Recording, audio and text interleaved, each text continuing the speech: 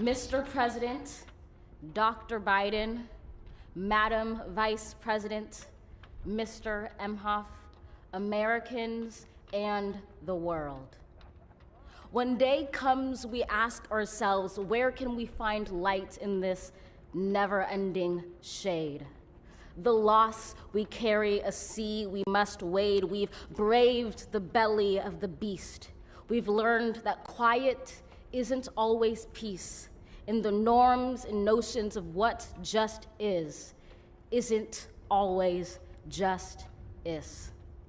And yet the dawn is ours before we knew it. Somehow we do it. Somehow we've weathered and witnessed a nation that isn't broken, but simply unfinished. We, the successors of a country and a time where a skinny black girl descended from slaves and raised by a single mother can dream of becoming president, only to find herself reciting for one. And yes, we are far from polished, far from pristine, but that doesn't mean we are striving to form a union that is perfect.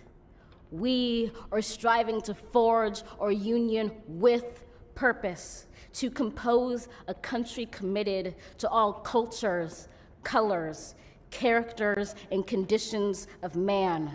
And so we lift our gazes not to what stands between us, but what stands before us. We close the divide because we know to put our future first, we must first put our differences aside. We lay down our arms so we can reach out our arms to one another. We seek harm to none and harmony for all. Let the globe, if nothing else, say this is true.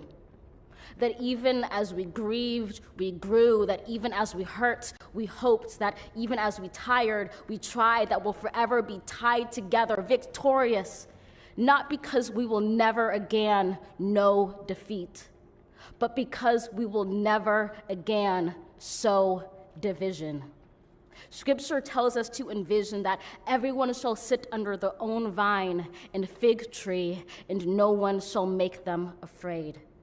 If we're to live up to our own time, then victory won't lie in the blade, but in all the bridges we've made. That is the promised glade, the hill we climb, if only we dare it, because being American is more than a pride we inherit. It's the past we step into and how we repair it. We've seen a force that would shatter our nation rather than share it, would destroy our country if it meant delaying democracy. And this effort very nearly succeeded. But while democracy can be periodically delayed, it can never be permanently defeated. In this truth, in this faith we trust, for while we have our eyes on the future, history has its eyes on us. This is the era of just redemption. We feared it at its inception. We did not feel prepared to be the heirs of such a terrifying hour, but within it we found the power to author a new chapter, to offer hope and laughter to our chapter, to offer hope and laughter to ourselves. So, while once we asked, how could we possibly prevail over catastrophe? Now we assert, how could catastrophe possibly prevail over us? We will not march back to what was, but move to what shall be, a country that is bruised but whole, benevolent but bold, fierce and free.